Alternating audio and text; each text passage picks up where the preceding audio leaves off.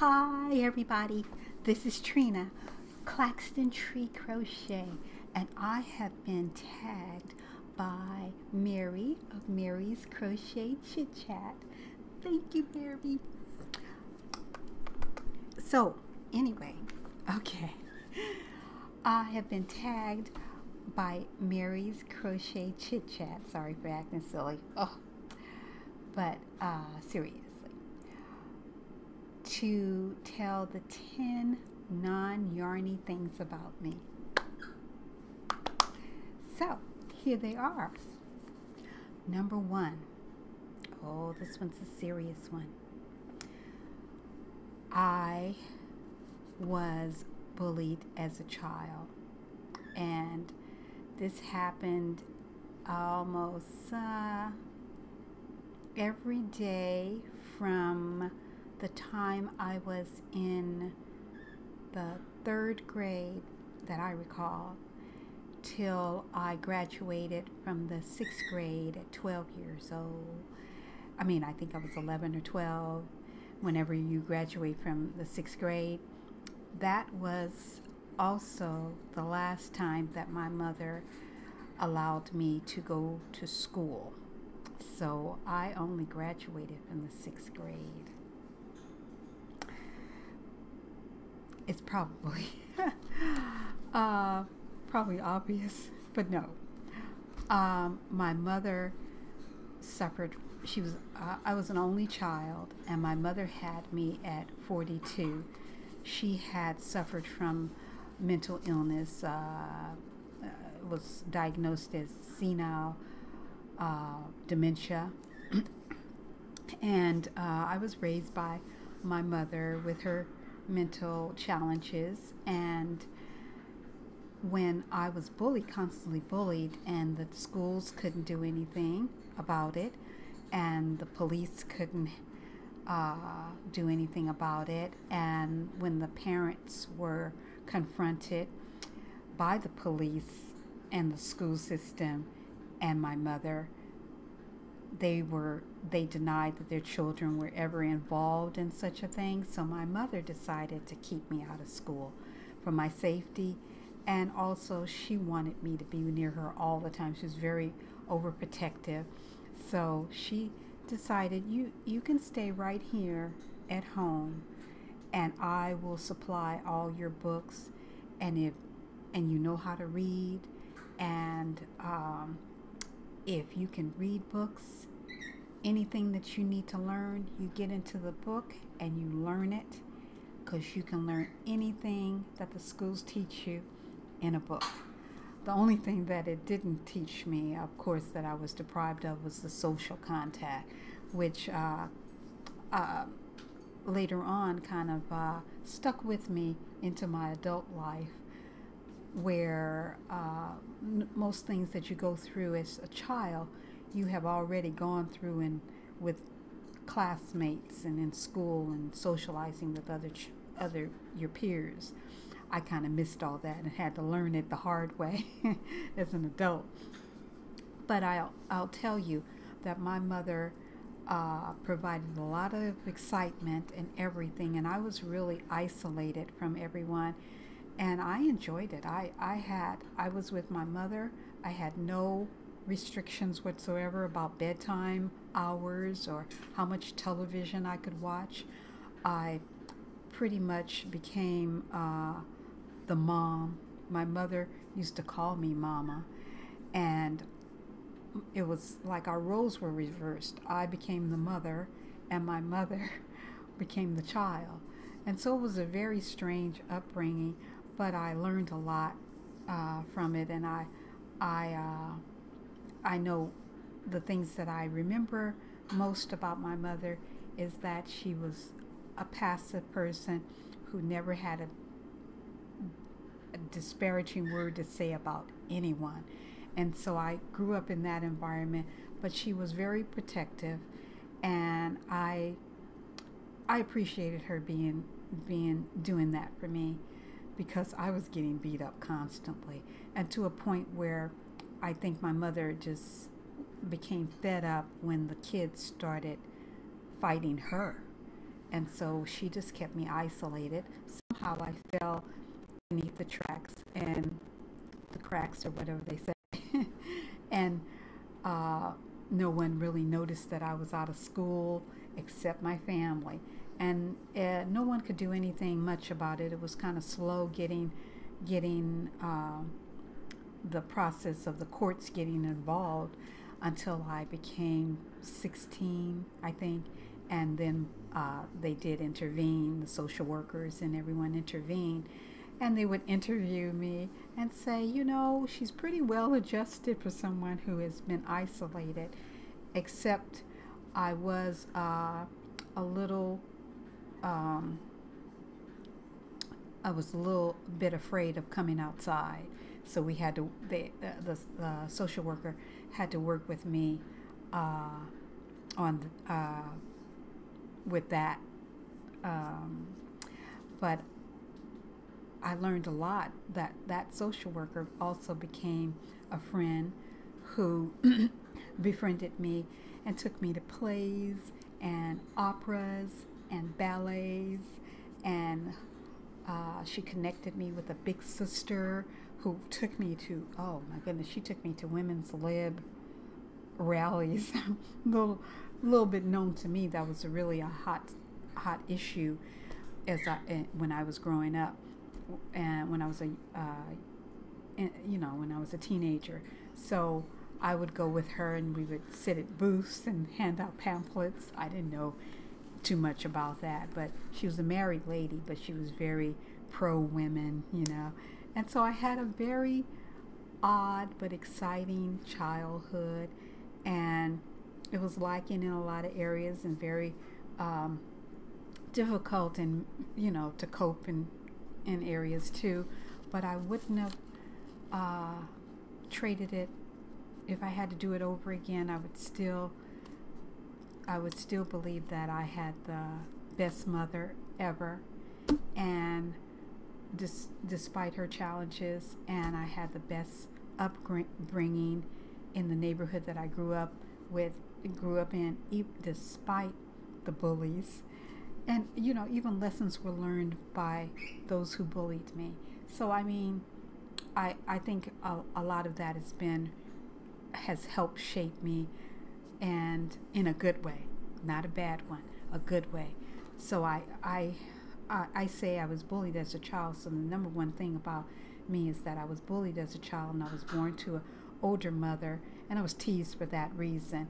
And she also had mental illness, and I think that kind of affected me, my personality a little bit, that made me kind of an oddball among, even growing up a little bit strange or different from other people. But I think that it's also taught me to be more empathetic with people who are different. And there's a lot of different people out in the world today, and there's some really great stories and beautiful people behind people who struggle mentally. So I think that helped me gave me a bit of empathy that I appreciate, today. Okay, number 2, excuse me. Number 2 is I have grown. I used to always hate wearing black. I thought, because I thought, always black shoes, always black purse, always black this, black that is always available at stores, like economy stores used to be, like at Walmart. That's all you would find is these dark colors. But I found, now that I'm in my 60s, I really love black. So I'm now mildly obsessed with wearing black, and that's what I wear. And so when I say I'm mildly obsessed with it, it's because I do have my obsessive moments where I just pick up some kind of idea and I just run with it, but I get obsessed about it. And so now it's wearing black. Okay. Number 3, I love music. Now that sounds like a song by the OJs or something, I think. But I love music.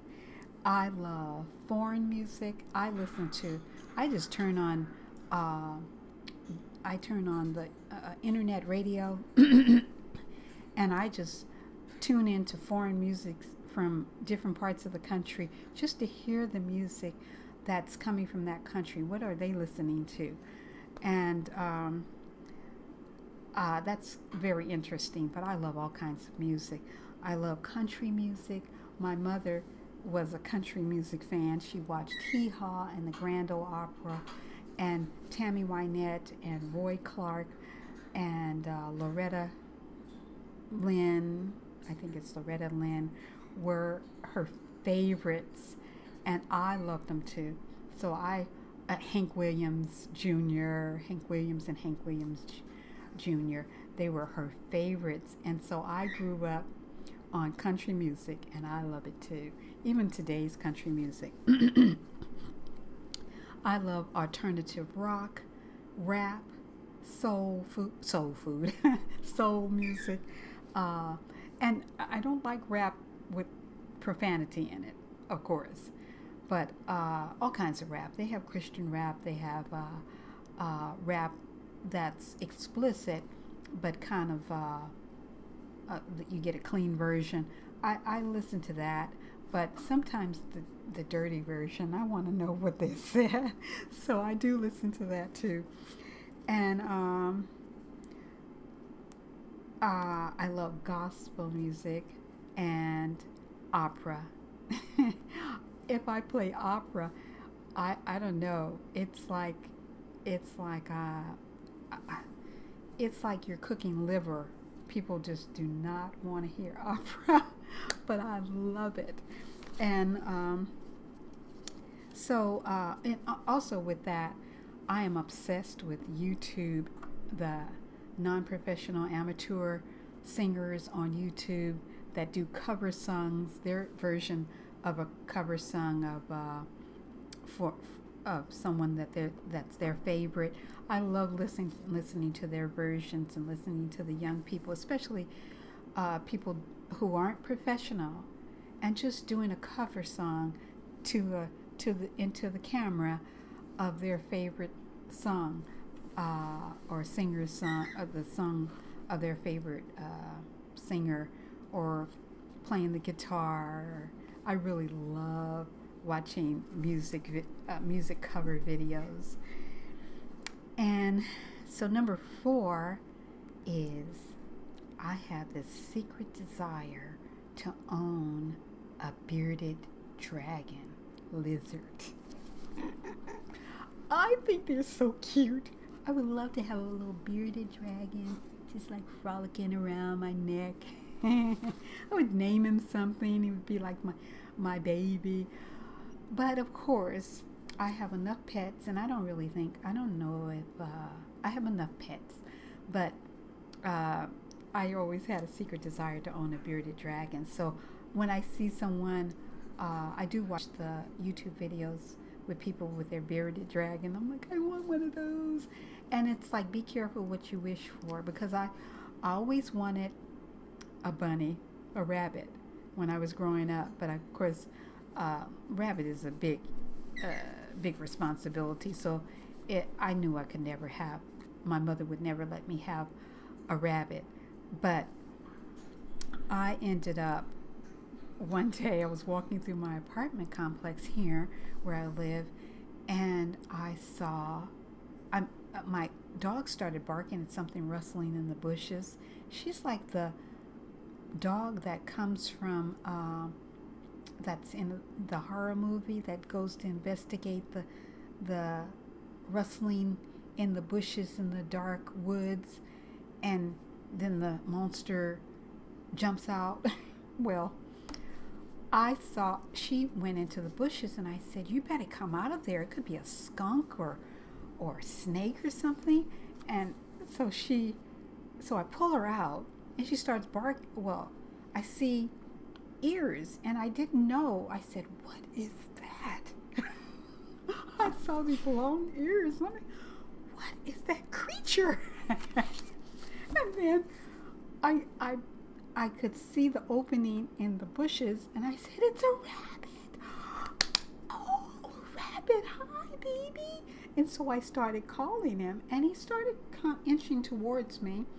Obviously, a house rabbit, a friendly one, and because he started coming in my direction, and then my dog barked, and he spooked him away. So my landlady, I told my landlady there's a bunny loose in the building. So she called around to see if any of the people the tenants might have lost a bunny, and maybe a bunny had escaped, and no one claimed him.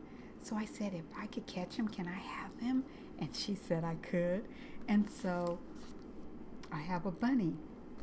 So my confession there, even though I would like to own a bearded dragon, and I always wanted a bunny, my part of my number 4 non-yarny thing about me is that I have the bunny, but I've never picked him up. I don't know how to pick him up. He won't let me.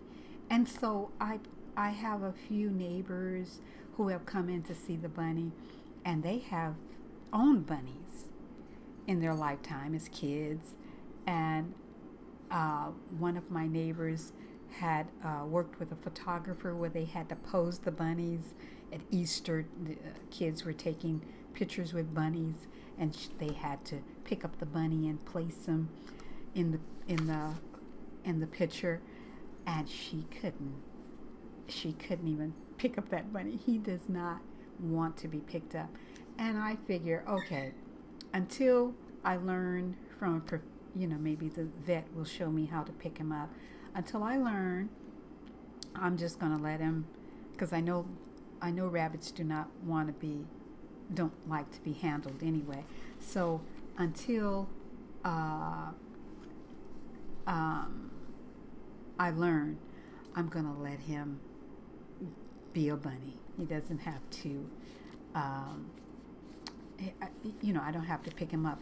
And I watched a few bunny, rabbit not tutorials, but YouTube videos, and some of the experts say that when your bunny gets sick, usually that's a time that they'll allow you to pick them up. So I don't want us to get to that point where he'll allow me to pick him up because he's so ill, but I do want to learn how to pick him up. And sometimes I get very close, like when he's laying beside me, I get really close, and then I think I make the wrong move or I touch him in the wrong spot and he's gone. But I'm not rushing it. I know that he loves me, and I know that he trusts me now, because we do kiss and snuggle, and he is kind of like he gets in my lap when I'm on the floor. He cuddles up to me. So I know he, in time, I might be able to pick him up. So that was going to be another one, but number 5, I've never been married, and I've never had any children. So I'm, and I never really wanted to. I never had a issue with having children and not having children. And like I said, when I was younger, I went to a lot of women's lib rallies, burn your bra rallies with my big sister, my big sister from the Big Sister, Big Brother organization. And a lot of those women were like, my body my body doesn't have to be used to birth children. And so I kind of adopted that. I can adopt children, And so I started thinking like that. I think I was kind of influenced by that way of thinking. So it never really bothered me whether I had a kid or a child or not. And I always thought that as I got older and past the childbearing age, I always thought that if I were to get married, and maybe by the time, at the age I would be, at this age, I would probably marry someone who had been married and had children. So those would be my stepchildren. I could do that, or foster children or adopt children, but I would never want to do that single. So I would want to do that with a husband. I would not want to be a single parent trying to do something like that myself. So that's why I just never gave it any thought. When I was younger, there was a lady who lived downstairs, and from my mother and I, my birds singing. Okay, they do that when they know that I'm talking. See there? Okay, so the lady lived downstairs from me, and she was single. She was a nurse, and she worked odd hours, and she was single, and she had a little parakeet.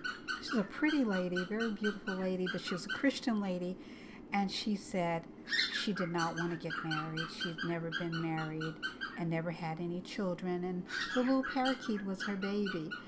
And I said, I want to be like Nurse so-and-so when I grow up. and everyone would say, Nurse so-and-so is a spinster. She's an old maid. So I said, okay, I'll be a spinster old maid. And what do you know? That's exactly, but I'm okay with it. She was a very sweet lady and very happy being herself. And so I feel the same way. Anyway, number 6, Mary of Mary's Crochet Chit Chat, who tagged me to do this. She had mentioned her favorite shows, so I wanted to mention my favorite show. My favorite show is in syndication, and the only reason I love this show is because it's as clean as I can find on television these days, that still makes me laugh, and that's Everybody Loves Raymond. I love that show. I love the ensemble. I think it was just a perfect family of actors that got together to do this show, and it still makes me laugh every time I see it. And I've seen it a million times. I've seen episodes a million times where I could even mouth the script with them, but it still makes me laugh. I just think those characters and the actors were really good and funny. So that's my favorite show, old show, that I love to watch over and over again. I hope they don't take it off and replace it with anything, because I really enjoy watching it. I might just invest in a box set, of the series. But the current shows that I love to watch are on the Food Network. My favorite show is Guys Grocery Games, Worst Cooks in America, and Chopped. I love those shows. And sometimes Beat Bobby Flay, but that's, I don't know, sometimes that comes on at odd hours on my station, on my cable channel. But what I love about those shows is that I could be an easy candidate for Worst Cooks in America, because I cannot make anything without a recipe.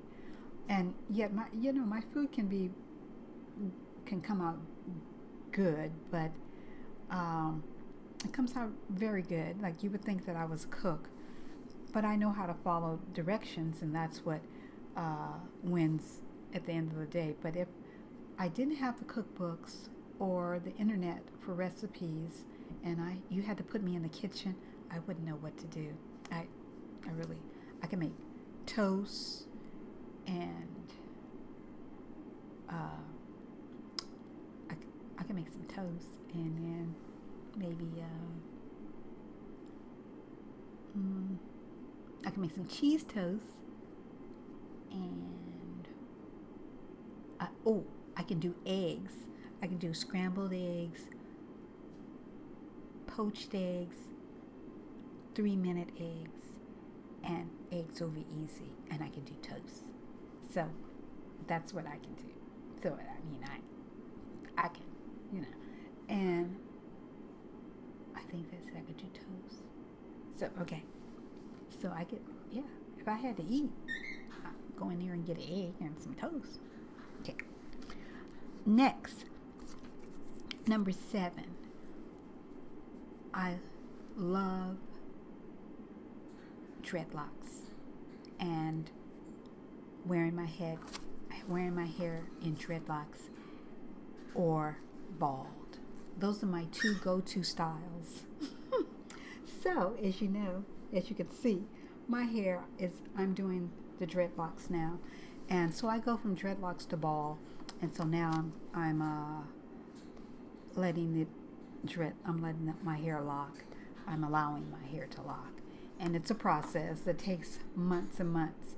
And you look wacky, but I know how to crochet little head coverings, so I'll be fine. Number 8, my mother wanted to name me Catherine with a C, like Catherine the Great. My mother, she suffered from dementia, so a lot of things that she would say would be strange and off the wall. But she said, your real mother was Catherine the Great. She would tell me that. Your real mother is Catherine the Great. And she said, we should run away and go find your mother. Your real mother is Catherine the Great. And so she wanted to name me Catherine. And she said the nurse talked her out of the name Catherine and suggested Katrina or Trina. And so my mother chose Trina. So I could have been a Catherine, like Catherine the Great, my other mother. I don't make light of it. I had an interesting childhood, and I would listen to my mother, and I would just know that, this wasn't true. But I really thought it was very clever, and so I don't mean to make light of my mother. She wanted to name me Catherine after Catherine the Great.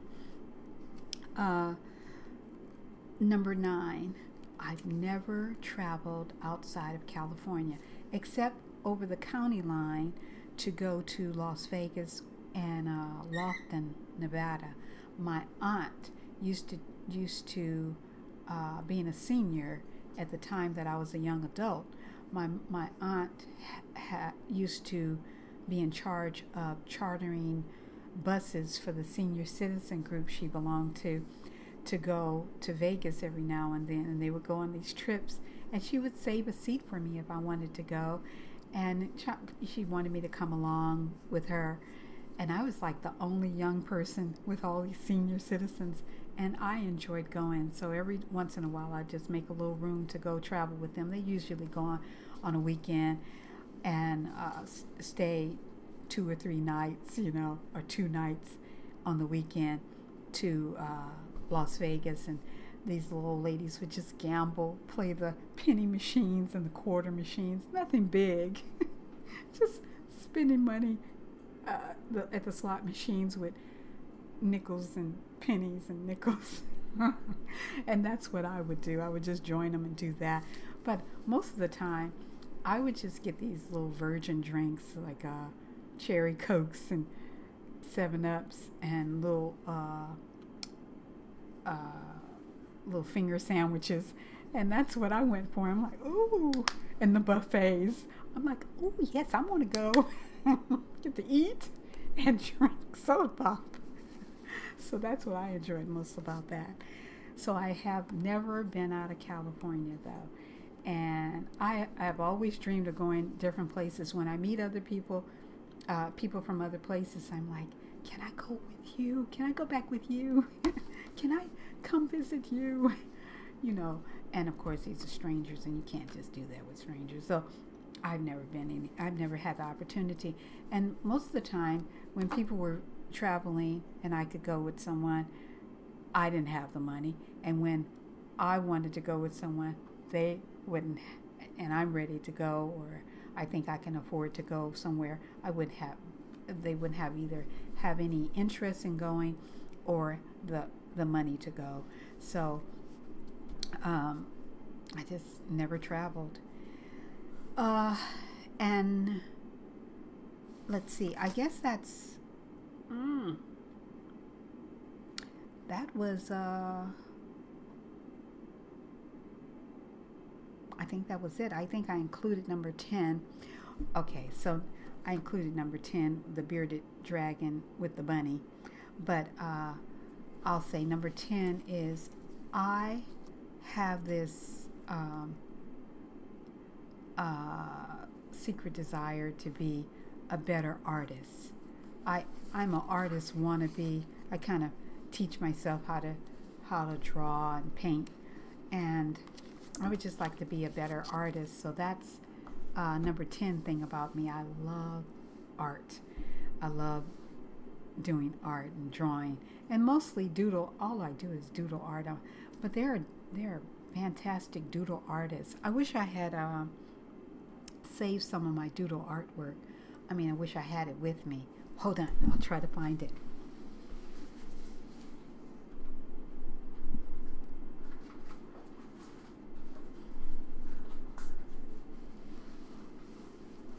I'm back. I just wanted to share some of my doodle art. Just maybe one example. So you can see what kind of stuff I like to do. This is one. I love that one. And here's another one. I like that one. So that's mainly what I do. This one's not so, well, anyway, 2 is good enough. I'd have to, but I do love doing doodle art, but I would love to be a better artist where I could, concentrate on doing what I see, drawing what I see, and just see out when I'm out and about, and draw that and paint that. But I'm not. It's hard for I hate messy.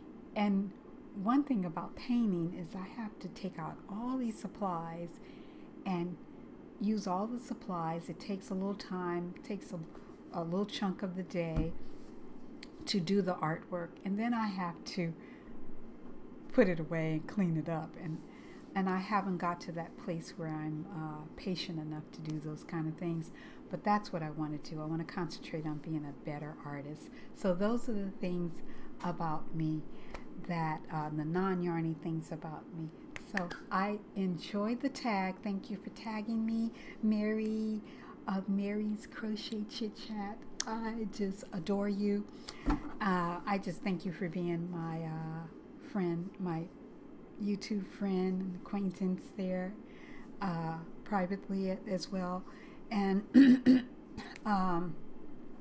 I don't really have a lot of subscribers that I know of who have podcasts that haven't already taken the tag challenge. But so I don't know. All I know of is one, and that's Jess of Jess's Handmade Designs. She subscribes, and I subscribe to her. So if she's watching, I'm tagging you, Jess Handmade Designs, to tell us 10 non-yarny things about you. And that's those are everyone else that I know of, that I subscribe to and watches me, that would hear this tag, hear about this, has already been part of the tag. So Jess, I'm tagging you, and I hope that you will share with us. And thank you guys for listening. I enjoyed it. I enjoyed being part of that. Thank you, Mary, for asking me. Bye.